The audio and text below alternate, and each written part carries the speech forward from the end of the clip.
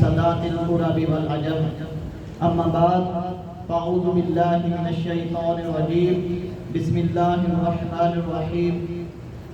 قال اللہ تعالی فی القرآن المجید والفرقان الحمید کنتم خیر امۃ اخرجت للناس تأمرون بالمعروف وتنہون عن المنکر وتؤمنون باللہ صدق اللہ العظیم ان اللہ وملائکتہ یصلون علی النبی یا ایہا الذین آمنوا صلوا علیہ وسلموا تسلیما الصلاۃ والسلام علیک یا سیدی یا رسول اللہ الصلاۃ والسلام علیک یا سیدی یا حبیب اللہ۔ میرے استاد مکرم اور میرے ہم مکتب ہم مشن ساتھیوں، السلام علیکم ورحمۃ اللہ وبرکاتہ۔ اللہ تبارک و تعالیٰ نے قرآن پاک کے اندر ارشاد فرمایا کنتم خیر امۃ اخرجت للناس تأمرون بالمعروف وتنہون عن المنکر وتؤمنون باللہ، یعنی تم بہترین امت نکالی گئی ہو، لوگوں کے لیے نیکی کا حکم دیتے ہو اور برائی سے روکتے ہو اور اللہ تبارک و تعالیٰ پر ایمان رکھتے ہو۔ اللہ تبارک و تعالیٰ نے حضور پاک صلی اللہ علیہ وآلہ وسلم کو تمام مخلوق سے افضل پیدا فرمایا۔ اعلیٰ حضرت رحمۃ اللہ علیہ نے فرمایا کہ سب سے اولا والا ہمارا نبی، سب سے بالا والا ہمارا نبی، خلق سے اولیاء، اولیاء سے رسول اور رسولوں سے اعلیٰ ہمارا نبی، ملک کونین میں انبیاء تاجدار اور تاجداروں کا آقا ہمارا نبی، سارے اچھوں سے اچھا سمجھیں جسے، سارے اچھوں سے اچھا سمجھیں جسے، ہے اس اچھے سے اچھا ہمارا نبی، سارے اونچوں سے اونچا سمجھیں جسے، سارے اونچوں سے اونچا سمجھیں جسے، ہے اس اونچے سے اونچا ہمارا نبی، ہے اس اونچے سے اونچا ہمارا نبی۔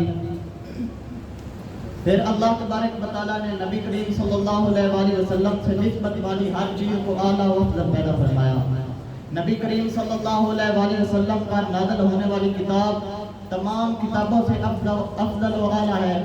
نبی کریم صلی اللہ علیہ وآلہ وسلم کی شریعت تمام شریعتوں سے اعلیٰ ہے۔ نبی کریم صلی اللہ علیہ وآلہ وسلم کا خاندان عالی شان تمام خاندانوں سے اعلیٰ ہے۔ نبی کریم صلی اللہ علیہ وآلہ وسلم کا شہر تمام شہروں سے اعلیٰ ہے۔ میرے آقا و مولا صلی اللہ علیہ وآلہ وسلم کی پیاری امت تمام امتوں سے اعلیٰ ہے۔ حضرت سیدنا امیر المومنین حضرت عمر فاروق رضی اللہ تعالیٰ عنہ روایت کرتے ہیں کہ میرے آقا و مولا صلی اللہ علیہ وآلہ وسلم نے ارشاد فرمایا کہ جس مسلمان کو اللہ تبارک و تعالیٰ نے کوئی عہدہ عطا فرمایا، کوئی مقام عطا فرمایا، پھر اس نے اس پر عدل و انصاف قائم کیا، نرمی اختیار کی، تو اللہ تبارک و تعالیٰ کے نزدیک وہ انبیاء کے بعد سب سے زیادہ خوش نصیب وہ آدمی ہوگا۔ اور جس آدمی کو اللہ تبارک و تعالیٰ نے کوئی مقام عطا فرمایا اور اس نے ظلم و ستم کیا، اس نے سختی کی، تو اللہ تبارک و تعالیٰ کے نزدیک وہ سب سے بدترین درجے والوں میں سے ہوگا۔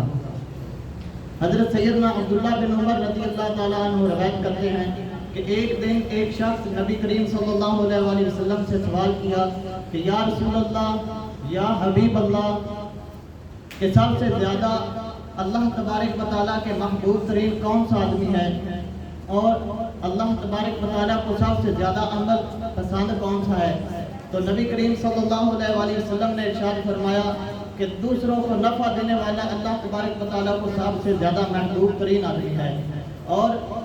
سب سے زیادہ عمل جو اللہ تبارک و تعالیٰ کو پسند ہے، فرائض کے بعد دوسروں کی پریشانی کو دور کرنا، کسی کا دل خوش کر دینا اور کسی کی ضرورت پوری کرنے کے لیے جانا۔ نبی کریم صلی اللہ علیہ وآلہ وسلم نے ارشاد فرمایا کہ جو آدمی کسی کی ضرورت پوری کرنے کے لیے جاتا ہے تو وہ